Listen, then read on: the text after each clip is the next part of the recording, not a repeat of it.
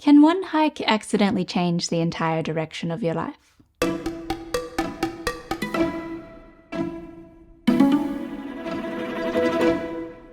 "17 years ago, I went on my very first overnight hike. I was 15 years old. At the time, I had no clue that one day I'd be telling thousands of you why long-handled spoons are so cool. But seriously, do you use a long-handled spoon? I don't come from a family of hikers, rather it was a school trip. Just a subject I deemed more interesting than chemistry or woodwork. Every hiker has an origin story. How did you start? Why did you start? So today we're returning to that exact same trail to figure out, was this hike the beginning of something? Or just a random memory that I decided later was important? And what actually makes someone fall in love with hiking?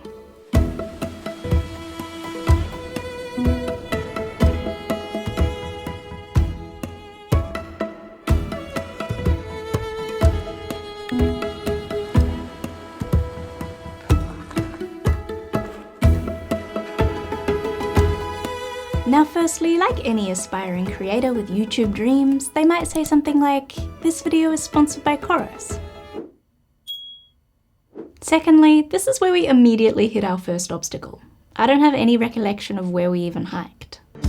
Which commences Operation Find Out What Hike We Hiked. Now remember, this is 17 years ago. Our source of navigation was trust in our teachers, so I don't have any old maps or notes lying around. We didn't have phones. Well, some of us might have had flip phones, but here is a video file taken off mine comparing resolution size to today's standards. Safe to say this doesn't help our investigation. And there are no brilliantly documented hiking blogs by yours truly, so what do we have? The school camera.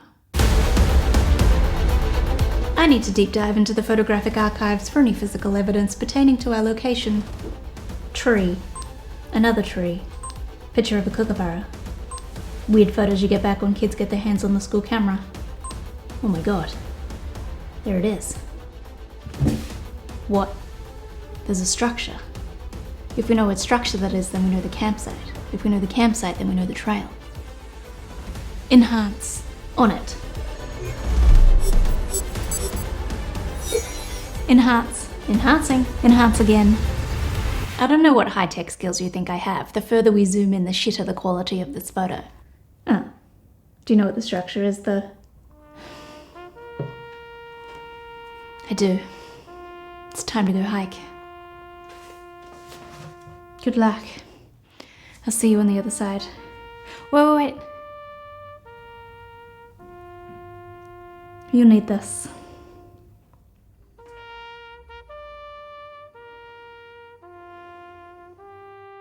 Thank you.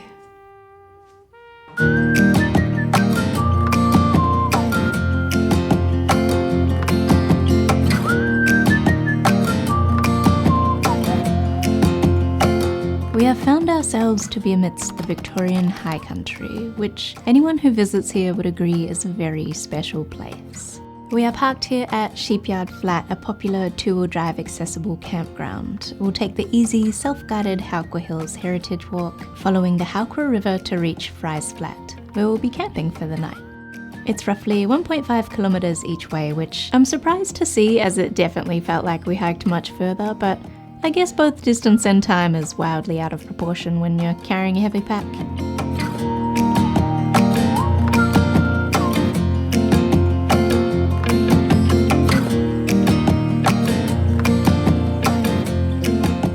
I was thinking about extending this walk to make it longer, but then I thought, no, I'm just gonna enjoy this stroll. And camping next to the river sounds like a pretty nice afternoon.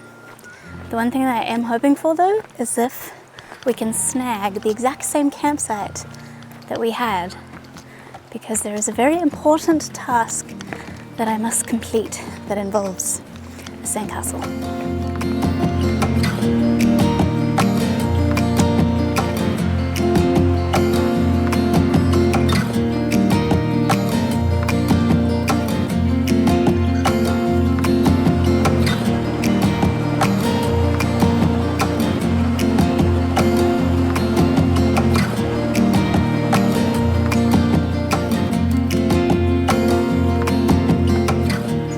terms of creating this video, it would be much easier for me to say this hike is what made me want to start filming my hiking trips and make a YouTube channel, but that wasn't even on my radar.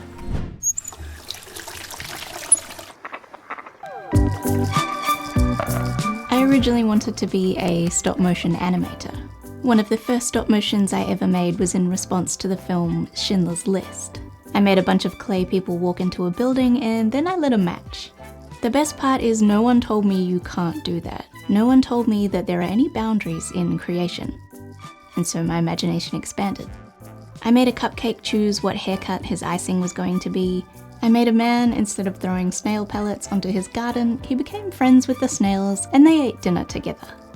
And when I put 2 and 2 together, stop motion is made 1 frame at a time. Hiking is achieved 1 step at a time. Both turn tiny movements into big stories. And now I can't imagine doing anything else.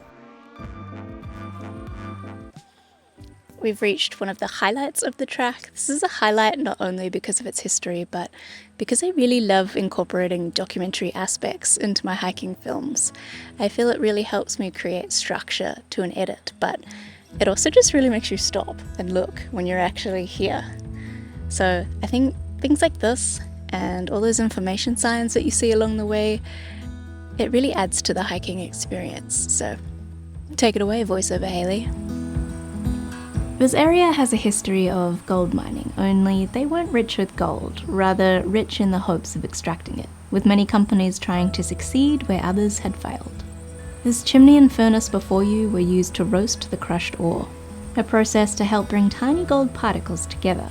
It was built in 1884.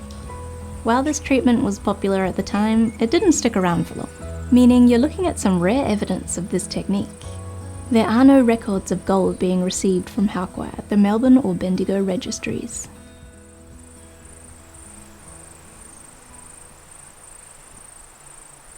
Alright, halfway, let's go.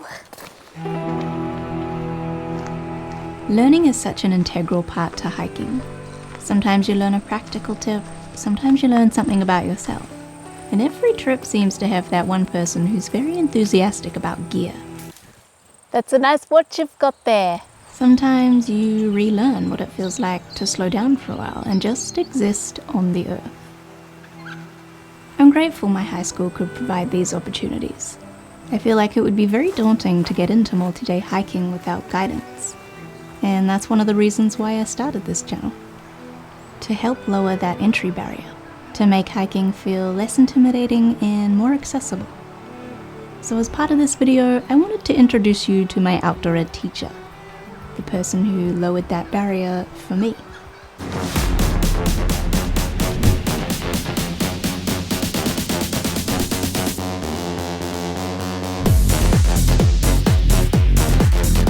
This is Walshy, the kind of teacher who made class feel like a place you wanted to be, not had to be. His teaching methods were... Are you videoing there? Yeah. I was hoping someone would crash. I have a distinct memory of him bringing his sleeping bag to class, wearing it, and continuing to teach the lesson like that was a completely normal thing to do. Righto, everyone. Today's lesson's on the Flora and Fauna Guarantee Act, which is one of our most important environmental pieces of legislation in Victoria. Thanks, Walshy. Guess who made it to the campsite? I walked a total of 3 kilometres. And it took me 3 hours. All that beautiful filming, what can I say? So we came in from over there, and here's your tour. There's one toilet there, lovely tree, campers there, oh, mystery structure, and there's another toilet down there, and this is the road to come in, and this is me. It's like so pleasant, just sitting here, not doing anything. Guess I better set up a tent.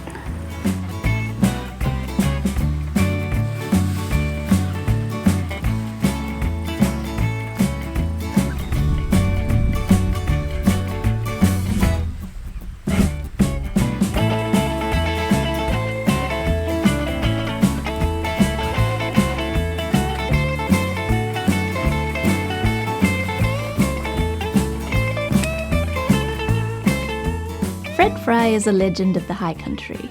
He was a skilled bushman, fisherman, stockman, and hut builder.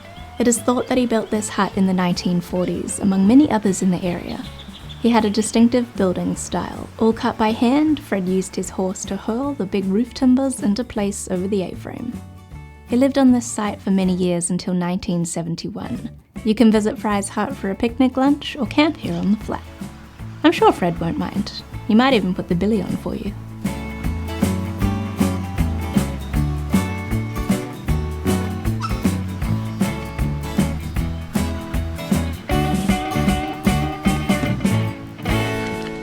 Okay, so for dinner, I'm having something that I know for a fact I ate on this trip. And that is those Latina ravioli things with the sauce. So I freeze the sauce, and then I freeze the pasta, and then by the time you get to camp, it's thawed out. I used to bring this all the time on so many trips, and I reckon it would have been my mum's idea. I don't bring this anymore on any trips because now I carry like 3 kilos of camera gear, so I don't want to be weighed down, but it's a special occasion. This trip is also what blossomed my love for alcohol stoves. I just thought the Trangia was the coolest invention ever, and I've stuck with it ever since, only mine weighs nothing in comparison. There are some hefty storm clouds and thunder. I hope I can cook dinner without getting rained on.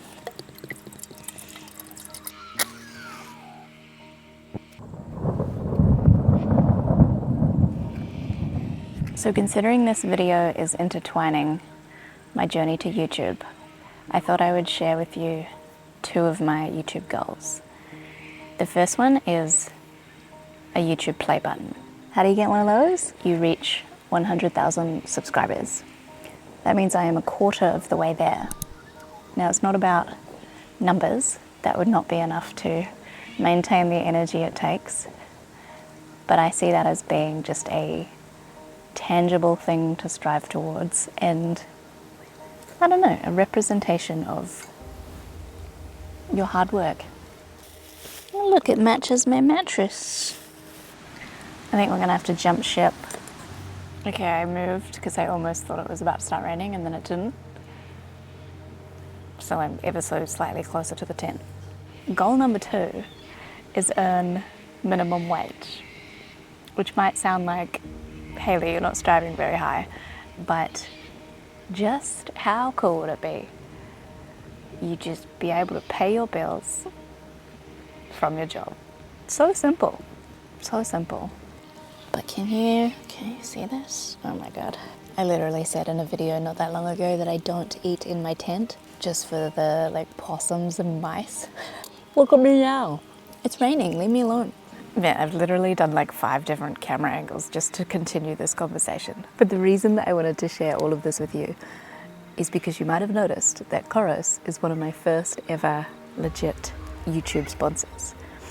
I'm very selective about who I let in to this little cozy space between us. But this is exactly what I want to be doing. Use my skills as a video editor and my love for film. Good film, by the way. Scorsese, Tarantino. Channel that into hiking and help others get out there too. I believe I can do it.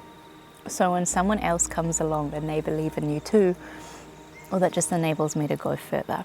Even when I pitched this idea to Koros, they sent the sweetest little message back, just genuinely understanding my style, and they allow for creative freedom, and they make a badass watch. This thing is permanently attached to me unless I take it off to give to my other self, to give back to me. So I have an affiliate link, all of that stuff. I know you've heard it a million times before. I just wanted to share the other side to my feelings behind Koros, that I'm so genuinely appreciative that they are standing beside me. Even when I decide that building sandcastles is an important plot point in the story. That's a cue for the next section. There is a photo of my friend Ainsley and myself from this hike, and we built a sandcastle. Neither of us went on to become professional sandcastle builders, which clearly is a loss for the industry. But since I'm revisiting this hike, building a sandcastle, it's the right thing to do. The only problem is, I know I'm in the same spot, but the ground does not look the same. Look at the erosion of the ground. Do you think that that boulder is that boulder? Look, it's not going to deter me. I'm going to make a sandcastle, even if it's full of stones.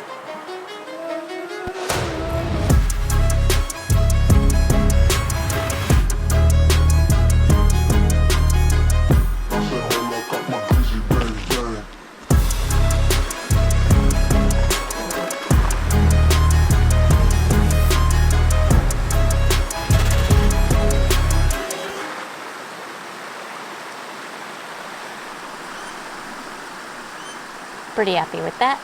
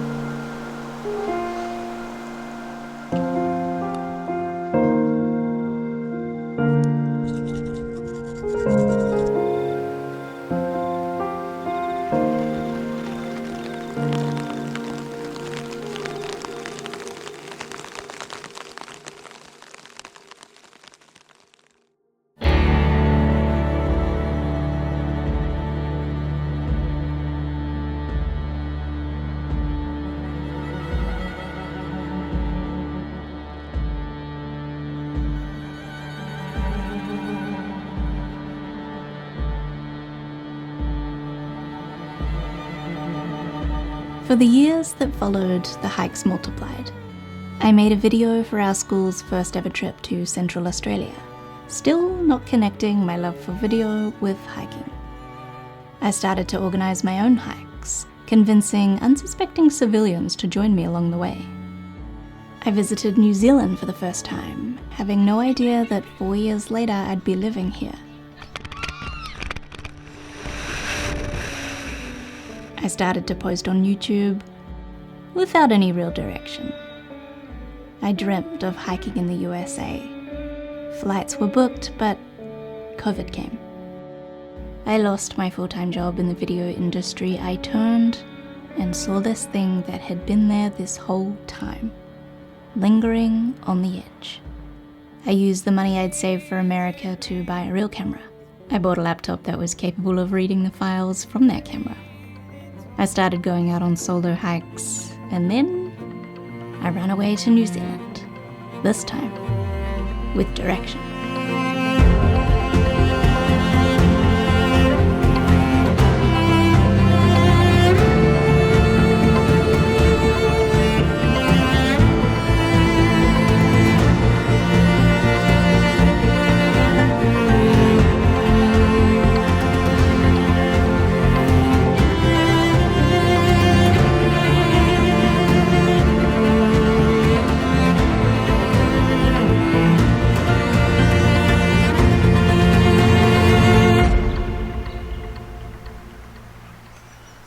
When you try something new for the first time, it might not be many years later until you understand what it was or how it was meant to help you. And if one hike could start all of this for me, what can it do for you? Well, it's kept me fit and helps me reset my mind. Appreciation for simplicity, being able to walk away from all the stuff that surrounds us and live a more simple life for the period while I'm out on the trail. And that's definitely a good thing. It leads to happiness. Hiking has absolutely changed my life. It has given me an emotional and a physical outlet that just keeps me sane in this wild world. What has hiking done for me? Let's have a look. Hiking has given me a whole range of very expensive clothing of all shapes and sizes, but they're not very stylish. Hiking has built a lot of resilience in me, both mentally and physically, and taking 25 year 9s out overnight definitely builds resilience. That is why I hike. Well, Hayley warned this might happen if I took my gear to Australia and came back to North America. There might be a bit of a readjustment phase.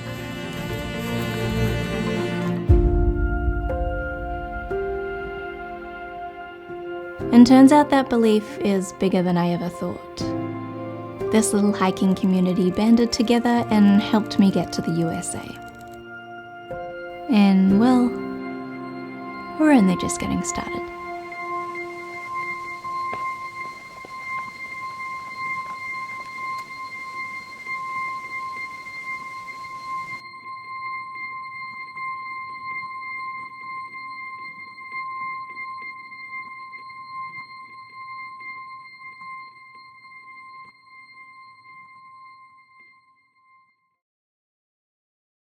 But seriously, do you use a long-handled spoon?